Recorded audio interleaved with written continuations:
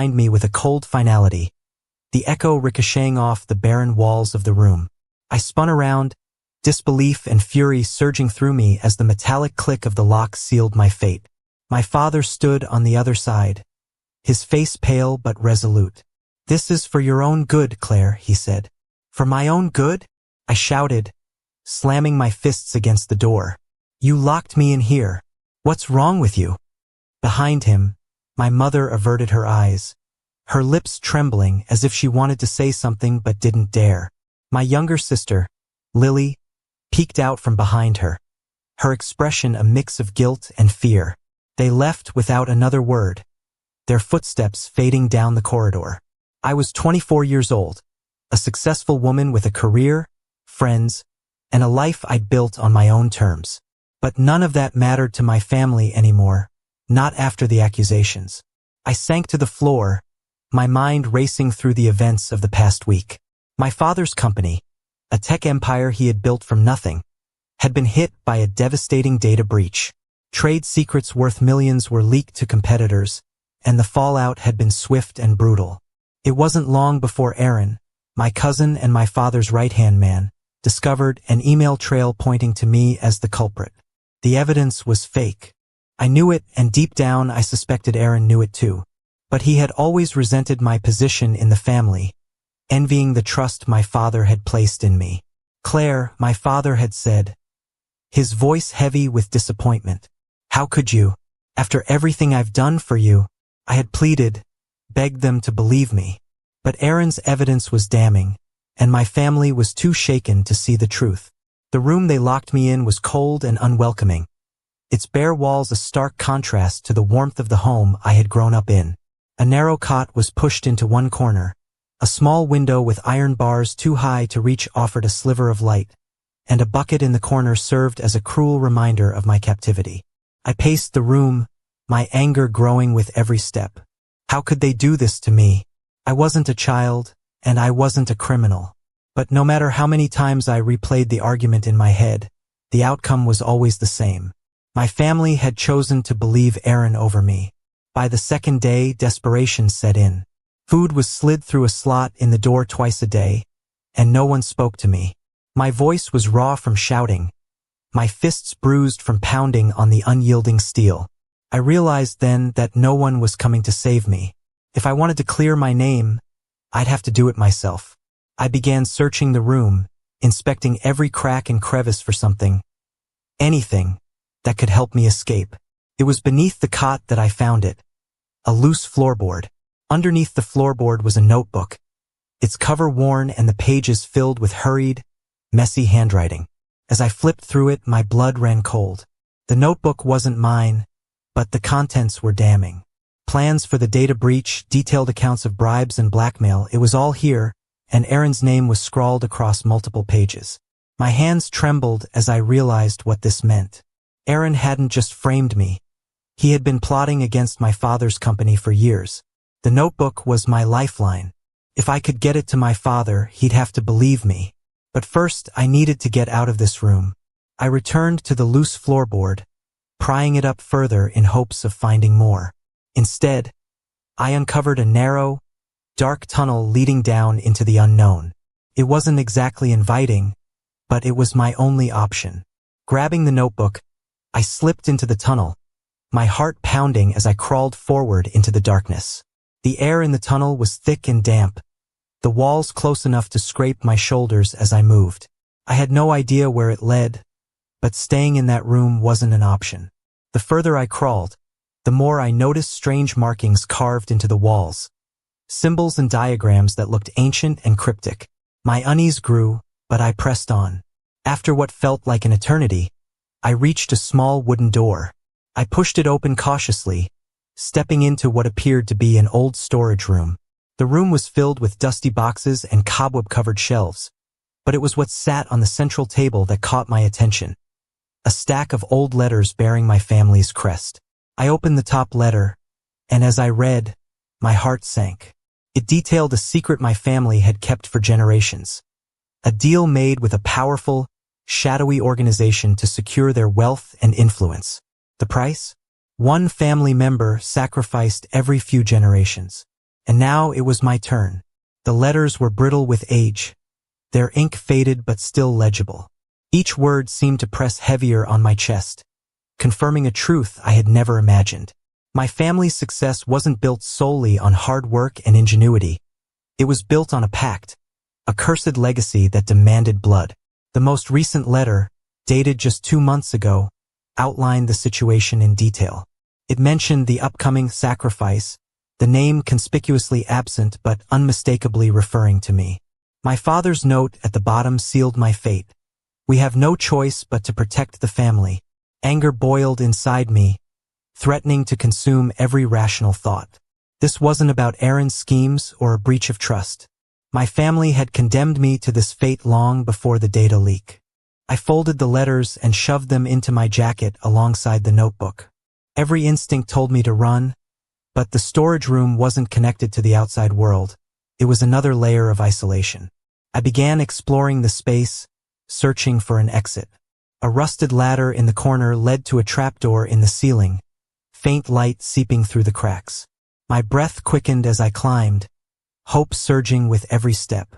The trapdoor groaned as I pushed it open, revealing a small hatch in the middle of a grassy field. I emerged into the cool night air, the vastness of the forest stretching before me. Freedom was close, but so was danger. The stillness of the forest was unnerving. Every snap of a twig, every rustle of leaves sent my heart racing. I didn't know where I was, but I couldn't afford to stay put. As I moved through the dense woods, a chilling sound reached my ears. Distant voices. They were calling my name. Aaron's men.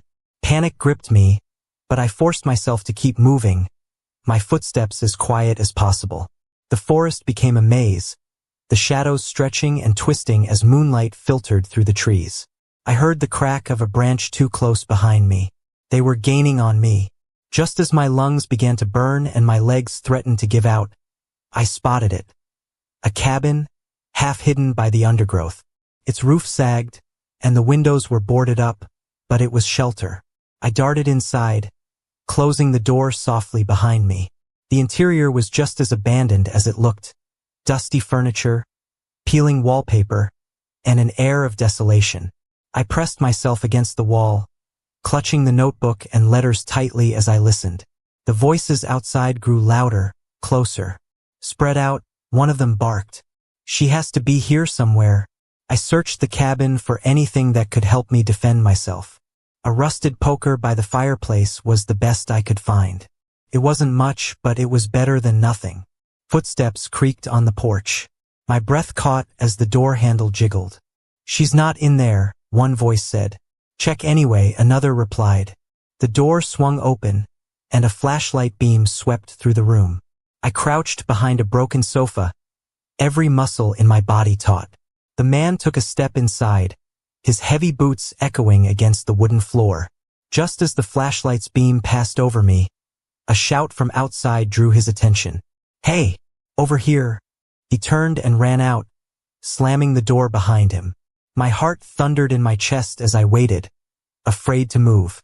After what felt like an eternity, the voices faded into the distance. I knew they'd be back. This wasn't over. As I prepared to leave the cabin, I heard a soft shuffle behind me. I spun around, poker raised, and came face to face with a man. He was older, his face weathered and lined, but his eyes were sharp and calculating. "Easy there," he said, holding up his hands. "I'm not one of them. Who are you?" I demanded, my voice trembling. "Name's Jack," he said, "and I think we might have a common enemy." Jack explained that he had been watching Aaron's men for weeks, tracking their movements and piecing together their plans. "I don't know the whole story," he said, "but I know enough to recognize you're in trouble." I hesitated. Trusting anyone felt dangerous, but I didn't have many options. "If you know about them, then you know I can't stay here," I said. Jack nodded. "You're right, but if you want to stop them, you'll need help. And lucky for you, I'm pretty good at dealing with guys like them." We spent the next few hours coming up with a plan. Jack's knowledge of the forest and Aaron's operations was invaluable. He showed me maps, marked with routes and hiding spots, and explained how we could evade capture. "We'll need to get this evidence to someone who can use it," Jack said, tapping the notebook. You've got enough here to take Aaron down, but only if it gets into the right hands. I nodded, determination replacing fear. Let's do it. Jack and I set out at dawn, moving through the forest with caution. Every rustle of leaves and snap of a twig set my nerves on edge, but Jack's calm presence kept me focused. We were heading toward the nearest town, where Jack claimed to have a contact who could help. But as we neared the edge of the woods, I couldn't shake the feeling that we were being followed. Before we reached the town, Aaron's men found us. It happened fast: shouts, gunfire, and a mad dash through the trees. Jack pulled me behind a boulder, his rifle steady as he returned fire. Stay low, he barked. I clutched the notebook tightly, my heart pounding as bullets whizzed past. This was a fight we couldn't afford to lose. The forest echoed with chaos, shouts, gunfire, and the crunch of leaves under hurried steps. I crouched behind the boulder, every breath sharp and shallow, gripping the notebook like it was my lifeline. Jack fired back with precision, his calm demeanor a sharp contrast to the mayhem around us. Claire, he yelled over his shoulder. We can't hold here for long. You need to run. I'm not leaving you. I shot back, my voice shaking. You have to, he insisted. They're not after me. They want you and that notebook. If they get it, everything's lost. I hesitated, torn between my survival instincts and the loyalty I felt toward the man who had risked so much to help me. Jack didn't wait for my response. He reached into his jacket, pulled out a flare, and launched it high into the sky. The bright light exploded above the treetops, momentarily disorienting our pursuers. Go now, he barked. I didn't look back. I ran blindly through the forest, branches clawing at my face and arms as I pushed through the undergrowth. The sound of gunfire faded behind me, but I knew it wouldn't take long for them to follow. The forest grew denser, the trees pressing in on all sides. My lungs burned, and my legs screamed for rest, but I couldn't stop. Not now. Not when I was so close to exposing the truth. Up ahead, I spotted a river cutting through the woods. Without hesitation, I plunged into the icy water, letting the current carry me downstream. The cold was a shock to my system, but it masked my trail and gave me a fleeting sense of safety. When I finally dragged myself onto the riverbank, shivering and exhausted, I found myself at the edge of a small farm. A weathered barn loomed in the distance, its doors slightly ajar. I stumbled toward it, desperate for shelter. Inside, I found a woman stacking hay bales. She looked up, startled as I entered. Who are you? She demanded, eyeing me warily. My name's Claire, I said, my voice hoarse. I need help. Please. She studied me for a moment before nodding. Come inside. But if you're bringing trouble, you'd better warn me now. The woman, who introduced herself as Martha, didn't ask many questions. She handed me a dry blanket and a cup of tea, her sharp eyes assessing me as I warmed myself by the fire. I saw that flare earlier, she said. Trouble in the woods? I nodded. They're after me. My cousin. He's trying to cover up crimes that could destroy my family and ruin lives. I have evidence, but I need to get it to someone who can help. Martha frowned. Sounds like you've stepped into a hornet's nest.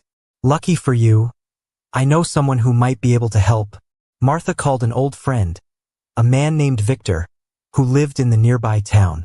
He was a journalist, known for uncovering corruption and exposing those who thought they were untouchable. We'll take my truck, Martha said.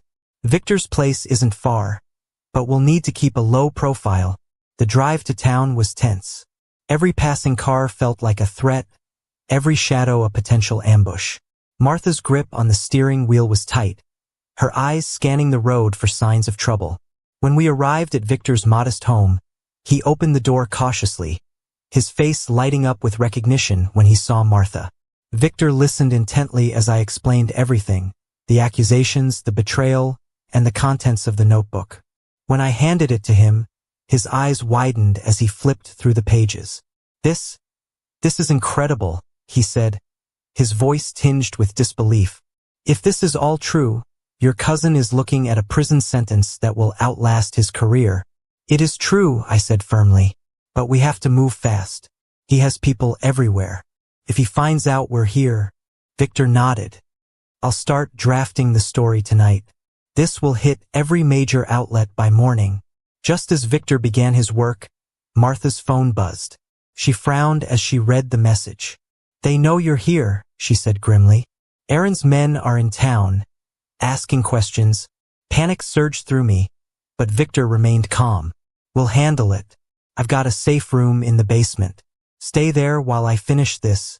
Martha and I descended into the dimly lit basement, the air thick with tension. The sound of tires screeching outside shattered the quiet. We heard heavy footsteps above us, voices barking orders. They're inside, Martha whispered. I clutched the notebook tightly, my mind racing for a way out. Suddenly, there was a loud bang as the door to the basement was kicked open. Run! Martha shouted, shoving me toward a hidden passage at the back of the room. The passage was narrow and dark, leading to an alley behind the house. I emerged into the night, my heart pounding as I sprinted down the street. Behind me, I could hear the chaos unfolding inside Victor's house. I didn't stop running until I reached the bus station. The next morning, Victor's story was everywhere. Headlines screamed Aaron's name, detailing the corruption and betrayal that had almost gone unnoticed. The notebook's evidence was undeniable, and within hours, authorities were raiding his offices. Aaron was arrested, his smug confidence replaced by fury as cameras captured his downfall. With Aaron behind bars, my name was finally cleared. My family, overwhelmed by guilt, tried to apologize, but the damage was done. I moved to a new city, determined to rebuild my life. The scars of betrayal remained, but they were a reminder of my strength.